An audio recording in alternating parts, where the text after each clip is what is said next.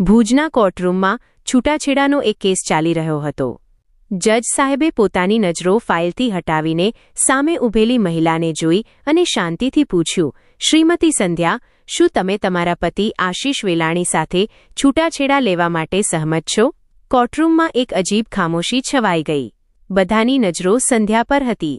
સંધ્યાએ એક ઊંડો શ્વાસ લીધો અને પોતાના અંદરની બધી હિંમત ભેગી કરી અને બોલી, હા સાહેબ, હું છૂટાછેડા આપવા માટે તૈયાર છું, પરંતુ મારી એક શરત છે।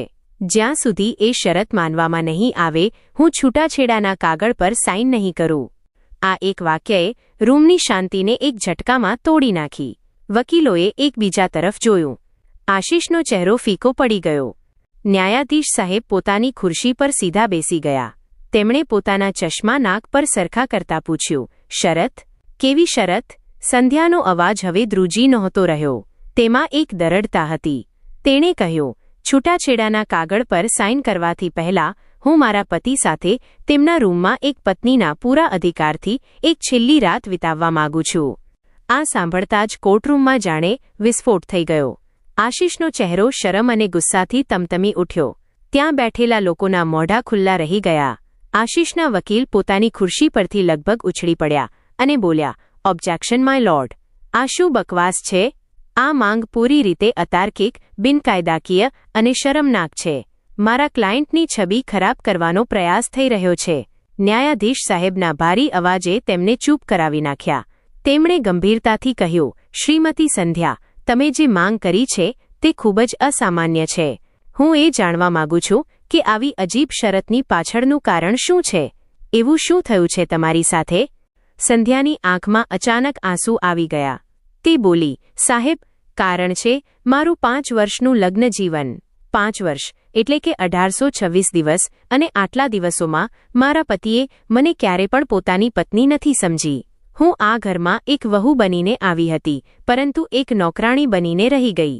જજ સાહેબ સમજી ગયા કે આ બાબત ફક્ત એક છૂટાછેડાની નથી, પરંતુ એક સ્ત્રીના અસ્તિત્વ અને સન્માનની છે। તેમણે આશિષ તરફ જોયું, જેનું માથું શરમથી નીચે નમેલું હતું। પછી સંધ્યા બોલી, સાહેબ, આજથી 5 વર્ષ પહેલા હું 25 વર્ષની એક યુવતી હતી, જેની આંખોમાં હજારો સપના હતા। મારા લગ્ન આશિષ સાથે નક્કી થયા। મારા માતા પિતાએ પોતાની પરિસ્થિતિ કરતાં વધીને ખર્ચો કર્યો હતો। તેમને લાગ્યું હતું કે તેમની દીકરી રાજ કરશે। લગ્નની રાતે દરેક છોકરીની જેમ મેં પણ ઘણા સપના જોયા હતા। લાલ રંગનું ઘરચોળું પહેર્યું હતું, મારા હાથોમાં મહેંદી લગાડેલી હતી અને હું રાત્રે પલંગ પર બેઠી એમની રાહ જોઈ રહી હતી। રાતના લગભગ 1 વાગ્યે આશિષ રૂમમાં આવ્યા। તેમના ચહેરા પર કોઈ ઉત્સાહ નહોતો, કોઈ ખુશી નહોતી। તેમણે દરવાજો બંધ કર્યો અને સીધા કબાટ તરફ આગળ વધ્યા। તેમણે પોતાના કપડાં કબાટમાંથી કાઢ્યા અને મને કહ્યું, જો સંધ્યા, હું તને કંઈક કહેવા માંગુ છું। મને સમય જોઈએ। પરિવારના લોકોના દબાવમાં આવીને મેં લગ્ન તો કરી લીધા, પરંતુ હું આ બધા માટે હજી માનસિક રૂપથી તૈયાર નથી। તું મારી પાસે પતિ તરીકે કોઈ અપેક્ષા ના રાખતી। તું આ પલંગ પર આરામથી સૂઈ જા, હું સોફા પર સૂઈ જઈશ। આટલું કહીને તેઓ ઓશીકું અને ચાદર લઈને સોફા ઉપર સૂઈ ગયા। સાહેબ, હું આખી રાત રડતી રહી। મેં વિચાર્યું, કદાચ નવા સંબંધમાં સમય લાગે છે, કદાચ તેઓ કામના તણાવમાં છે। મેં પોતાની જાતને સમજાવ્યું કે બધું બરાબર થઈ જશે, પરંતુ તે દિવસ ક્યારે આવ્યો જ નહીં। આગલી સવારે જ્યારે હું ઉઠી તો ઘરમાં ઉત્સવનું વાતાવરણ હતું, પણ મારી અંદર એક તોફાન ચાલી રહ્યું હતું। મેં કોઈને કંઈ કહ્યું નહીં। મને લાગ્યું, આ અમારા બંને વચ્ચેની વાત છે। દિવસો વીતતા ગયા, અઠવાડિયા, મહિના અને પછી 1 વર્ષ। આશિષનો વ્યવહાર બદલ્યો નહીં। અમે એક છતની નીચે પારકાની જેમ રહેતા હતા। તેઓ સવારે ઓફિસ જતા, રાત્રે મોડા આવતા, જમતા અને પોતાના સોફા પર સૂઈ જતા। અમારી વાતચીત ફક્ત હા ના અથવા તો જમવામાં શું બન્યું છે એટલા સુધી જ સીમિત હતી। આશિષના વકીલે વચમાં ટોકવાનો પ્રયાસ કર્યો, સાહેબ, મારા ક્લાયન્ટે તેમને બધી ભૌતિક સુખ સુવિધાઓ આપી છે। એક સારું ઘર, રૂપિયા, દાગીના। આટલું સાંભળતા સંધ્યા ગુસ્સાથી તેમની તરફ ફરી, શું એક સ્ત્રીને ફક્ત આટલું જ જોઈએ છે વકીલ સાહેબ? શું એક પત્ની 2 મીઠા બોલ, થોડું સન્માન, થોડો પ્રેમ, થોડો પતિનો સાથ મેળવવાની હકદાર નથી હોતી? જજ સાહેબ, મેં તેમની સાથે ઘણી વખત વાત કરવાનો પ્રયાસ કર્યો। મેં પૂછ્યું, આશિષ, શું મારાથી કોઈ ભૂલ થઈ ગઈ? શું તમે મારાથી નારાજ છો? તેઓ હંમેશા બસ એક જ જવાબ આપતા, ના, મને બસ થોડો સમય જોઈએ. હું તેમના માટે ફક્ત એક કામવાળી હતી. તેમના કપડાં પ્રેસ કરવા, તેમનું મનપસંદ જમવાનું બનાવવું, ઘરને સાફ રાખવું અને તેમના માતા પિતાની સેવા કરવી. મેં બધું જ કર્યું, પરંતુ બદલામાં મને શું મળ્યું? એકલતા. હું તેમની સામે હસીને એક ખૂબ જ ખુશ અને સુખી પત્નીનું નાટક કરતી હતી, પણ જ્યારે તેઓ જતા રહેતા તો ઘરની ખામોશી મને ખાવા દોડતી હતી. મેં કેટલીય વાર આશીષને કહ્યું, ચલો ક્યાંક બહાર ફરવા જઈએ, પરંતુ તેમનો જવાબ હંમેશા તૈયાર રહેતો, ના, મન નથી, આગલા અઠવાડિયે જઈશું. પરંતુ તે આગલું અઠવાડિયું ક્યારેય આવ્યું જ નહીં. લગ્નના 1 વર્ષ પછીથી જ મારા પિયરથી ફોન આવવાના શરૂ થઈ ગયા. મારી મમ્મી પૂછતી, બેટા ખુશખબર ક્યારે સંભળાવીશ? હું શું કહી શકવાની હતી? હું કઈ રીતે તેમને જણાવત કે અમારી વચ્ચે પતિ પત્નીનો કોઈ સંબંધ છે જ નહીં? હું બહાના બનાવતી. આ જૂઠાણું મને અંદરને અંદર ખાઈ રહ્યું હતું. કોઈ પણ લગ્ન પ્રસંગમાં જવું મારા માટે એક સજા જેવું હતું. સગા સંબંધી, પડોશી, બધા એક જ સવાલ પૂછતા, સંધ્યા, સારા સમાચાર ક્યારે સંભળાવીશ? તેમની સહાનુભૂતિ ભરેલી નજરો મને તીરની જેમ વાગતી હતી. લોકો અંદરોઅંદર વાતો કરતા હતા, જરૂર આનામાં જ કંઈક ખોટ હશે. એ રાત્રે મેં હિંમત કરીને આશીષ સાથે વાત કરી. મેં કહ્યું, આશીષ, લોકો વાતો કરી રહ્યા છે. જો કોઈ તકલીફ હોય તો આપણે એક વખત ડોક્ટરની સલાહ લેવી જોઈએ. આટલું સાંભળતા જ તે ભડકી ગયા.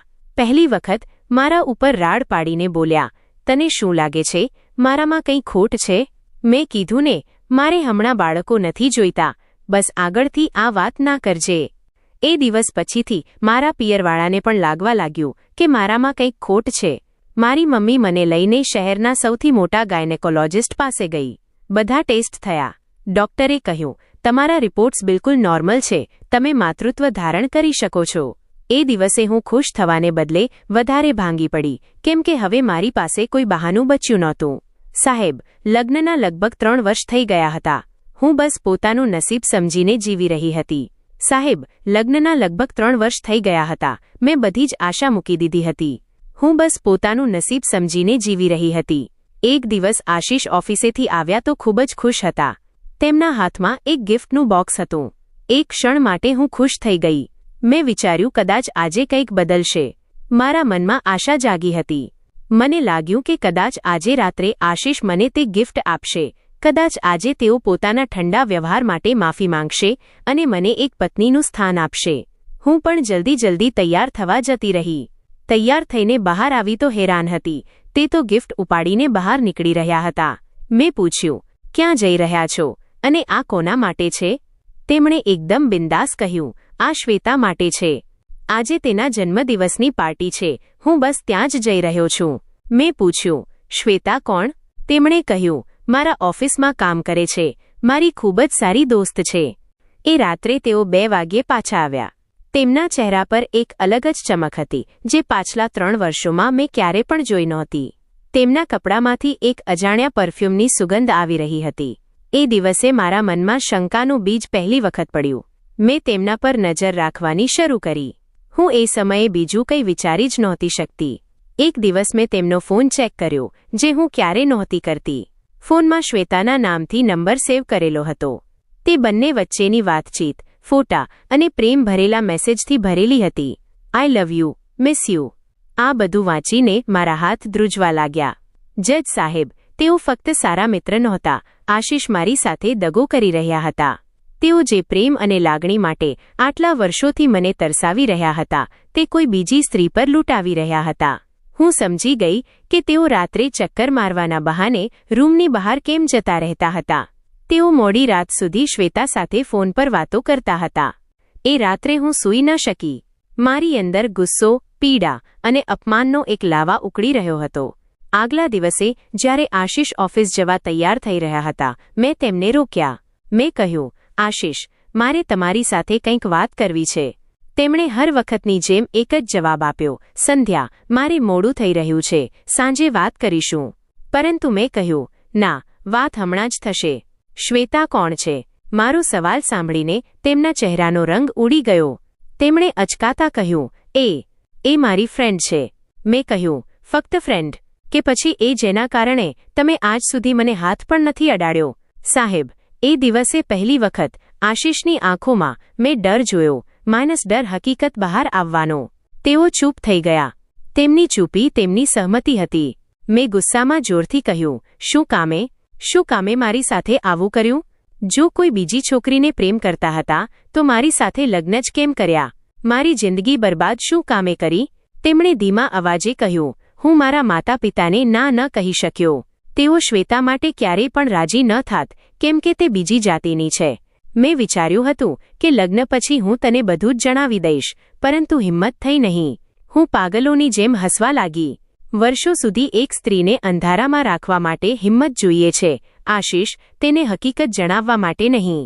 તમે ફક્ત મને નહીં, પોતાના માતા પિતાને પણ અંધારામાં રાખ્યા છે. મેં પૂછ્યું, તો હવે શું? શું તમે તેની સાથે લગ્ન કરવા માંગો છો? તેમણે માથું નમાવીને કહ્યું, હા, હું તારી સાથે છૂટાછેડા લેવા માંગુ છું. સાહેબ, એ દિવસે મારા બધા જ સપના, મારી બધી જ ધીરજ, બધું તૂટીને વિખેરાઈ ગયું. હું એક એવા સંબંધને બચાવવાનો પ્રયાસ કરી રહી હતી જે ક્યારે હતો જ નહીં. જ્યારે મેં છૂટાછેડા આપવાની ના પાડી દીધી તો આશિષે પોતાની મમ્મીને બધું જ જણાવી દીધું. મને લાગ્યું હતું કે એક સ્ત્રી હોવાના લીધે, એક માં હોવાના લીધે તેઓ મારી પીડા સમજશે, પરંતુ હું ખોટી હતી. એક દિવસ મારા સાસુ મારા રૂમમાં આવ્યા, ખૂબ જ પ્રેમથી મારા માથા પર હાથ ફેરવ્યો અને કહ્યું, બેટા, મને બધી જ ખબર પડી ગઈ છે. આશિષે જે કર્યું તે ખોટું છે, પરંતુ હવે જે થઈ ગયું તે થઈ ગયું. આશિષની ખુશી પણ જોવાની છે ને? તે શ્વેતા વગર નહીં રહી શકે. અને સાચે કહું તો વંશ પણ આગળ વધારવાનો છે ને? તારાથી તો આટલા વર્ષોમાં કંઈ થયું નહીં. તેમના શબ્દો મારી છાતીમાં ખંજરની જેમ વાગ્યા. તેઓ જાણતા હતા કે ખોટ મારામાં નથી, તેમના દીકરામાં છે, છતાં પણ તેઓ બધો જ આરોપ મારા પર નાખી રહ્યા હતા. તેમણે કહ્યું, તું સમજદાર છે, તો આશિષને છૂટાછેડા આપી દે અને એક ખરાબ સપનાની જેમ બધું ભૂલી જજે. સાહેબ, એ દિવસે હું સમજી ગઈ હતી કે આ ઘરમાં મારું કોઈ નથી. આ બધા લોકો પોતાના દીકરાની ભૂલ છુપાવવા માટે થઈને મારો ઉપયોગ કરી રહ્યા હતા. એ દિવસે મેં નિર્ણય લીધો કે હું લડીશ, પોતાના સન્માન માટે, પોતાના બરબાદ થયેલા 5 વર્ષો માટે. સંધ્યા પાછી વર્તમાનમાં આવી ગઈ. તેણે પોતાના આંસુ લૂછ્યા. સાહેબ, છતાં પણ જ્યારે મેં છૂટાછેડા આપવા માટે ના પાડી તો આ લોકો મારા ઉપર જ ચરિત્રહીન હોવાના આરોપ લગાડવા લાગ્યા. તેમણે કોર્ટમાં એ સાબિત કરવાનો પ્રયાસ કર્યો કે મારો બીજા કોઈ સાથે સંબંધ છે. તેમણે મને એટલી હેરાન કરી, એટલી અપમાનિત કરી કે હું અંદરથી મરી જ ગઈ. હવે જ્યારે અમારો સંબંધ ખતમ થવા જઈ રહ્યો છે તો મેં આ શરત રાખી. આ શરત કોઈ શારીરિક સુખ માટે નથી સાહેબ. સંધ્યાનો અવાજ હવે પહેલા કરતાં ક્યાંય વધારે મજબૂત હતો. આ શરત મારા આત્મસન્માન માટે છે. આ શરત આશિષના એ અહંકારને તોડવા માટે છે, જે વિચારે છે કે તેઓ રૂપિયાથી અને દગો કરીને કંઈ પણ કરી શકે છે. હું ઈચ્છું છું કે તેઓ એક રાત મારી સાથે વિતાવે, પરંતુ એક પતિની જેમ નહીં, એક અપરાધીની જેમ. હું ઈચ્છું છું કે એ રાત્રે તેમને પોતાની ભૂલનો અહેસાસ થાય. હું ઈચ્છું છું કે તેઓ મારી આંખોમાં એ પીડા જુએ જે તેમણે મને આપી છે.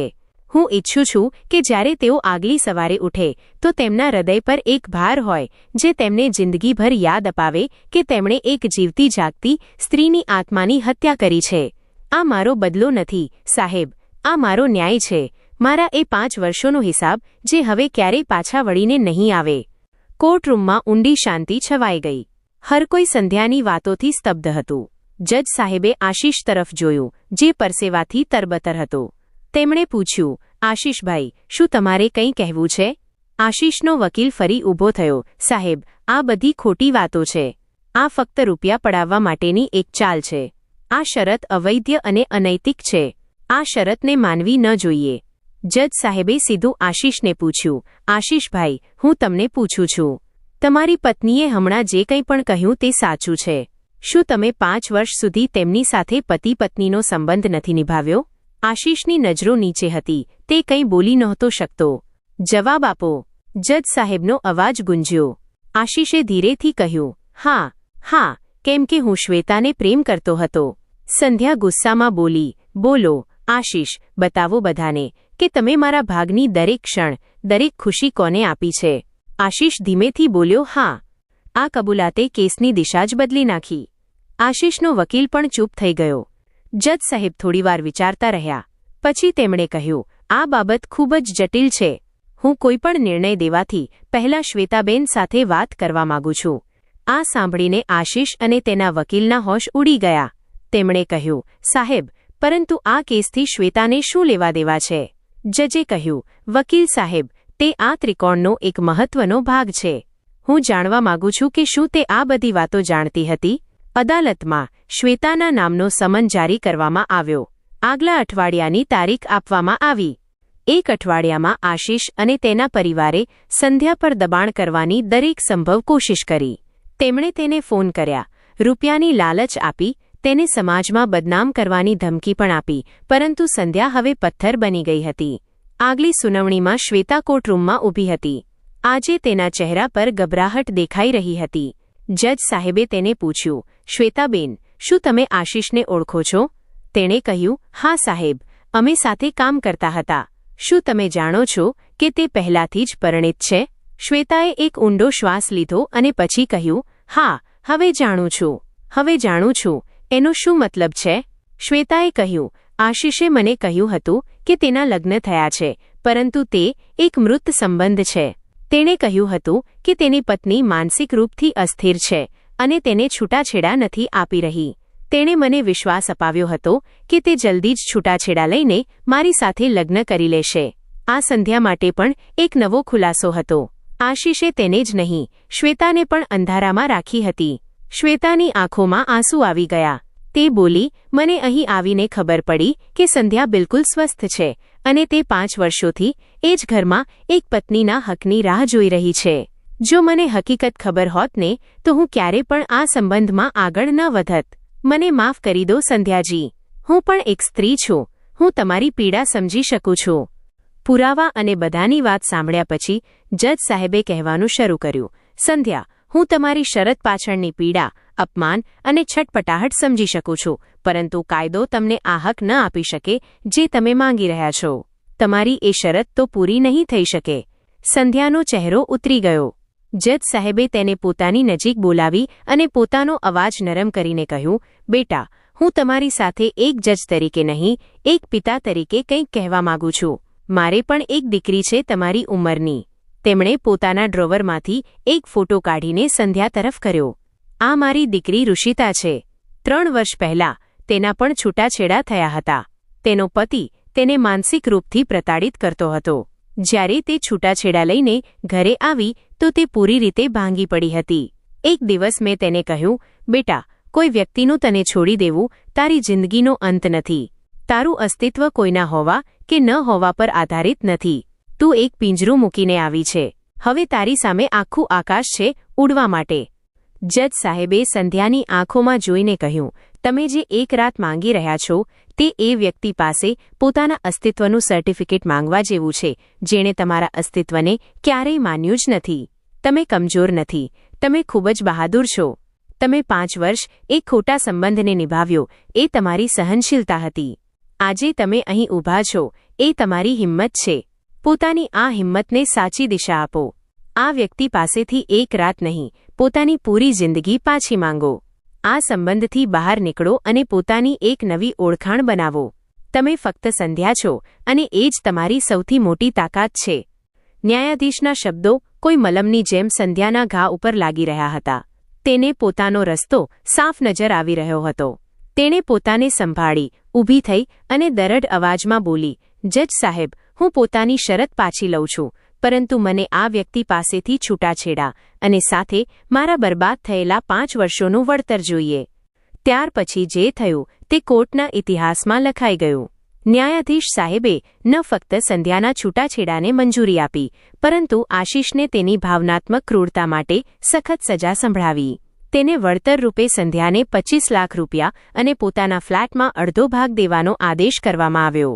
સાથે જ તેને દરેક મહિને મહિલા આશ્રયગૃહમાં સામુદાયિક સેવા કરવાનો પણ આદેશ મળ્યો.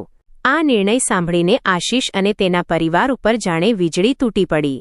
કોર્ટથી બહાર નીકળતા સંધ્યાનું માથું ગર્વથી ઊંચું હતું. તે આઝાદ હતી. શ્વેતાએ સંધ્યાની માફી માંગી. સંધ્યાએ શ્વેતાના ચહેરા પર સાચો પશ્ચાતાપ જોયો અને કહ્યું, ભૂલ તારી નથી, શ્વેતા.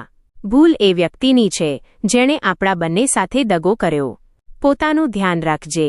થોડી દૂર આશિષ એકલો, હારેલો અને શરમસાર ઊભો હતો, પરંતુ શ્વેતા તેને મળ્યા વગર જ મોઢું ફેરવીને ત્યાંથી જતી રહી. સંધ્યાએ પોતાના પરિવાર સાથે એક નવી શરૂઆત તરફ પગલાં આગળ વધાર્યા. આ તેના સ્વાભિમાની જીવનની શરૂઆત હતી. તે હવે કોઈની અધૂરી પત્ની નહીં, પરંતુ એક પૂર્ણ સ્ત્રી હતી. કોર્ટરૂમમાં ઊંડી શાંતિ છવાઈ ગઈ. હર કોઈ સંધ્યાની વાતોથી સ્તબ્ધ હતું. જજ સાહેબે આશિષ તરફ જોયું, જે પરસેવાથી તરબતર હતો. તેમણે પૂછ્યું, આશિષભાઈ, શું તમારે કંઈ કહેવું છે? આશિષનો વકીલ ફરી ઊભો થયો. સાહેબ, આ બધી ખોટી વાતો છે. આ ફક્ત રૂપિયા પડાવવા માટેની એક ચાલ છે. જજ સાહેબે સીધું આશિષને પૂછ્યું, આશિષભાઈ, તમારી પત્નીએ હમણાં જે કંઈ પણ કહ્યું તે સાચું છે? શું તમે 5 વર્ષ સુધી તેમની સાથે પતિ પત્નીનો સંબંધ નથી નિભાવ્યો? આશિષની નજરો નીચે હતી. તે ચૂપ રહ્યો. જવાબ આપો. જજ સાહેબનો અવાજ ગુંજ્યો. આશિષે ધીરેથી કહ્યું, હા, કેમ કે હું શ્વેતાને પ્રેમ કરતો હતો. આ કબૂલાતે કેસની દિશા જ બદલી નાખી. જજ સાહેબે અવની સાથે પણ વાત કરી, જેમણે કબૂલ્યું કે આશિષે તેમને જૂઠું કહ્યું હતું કે પ્રિયા માનસિક રૂપથી અસ્થિર છે.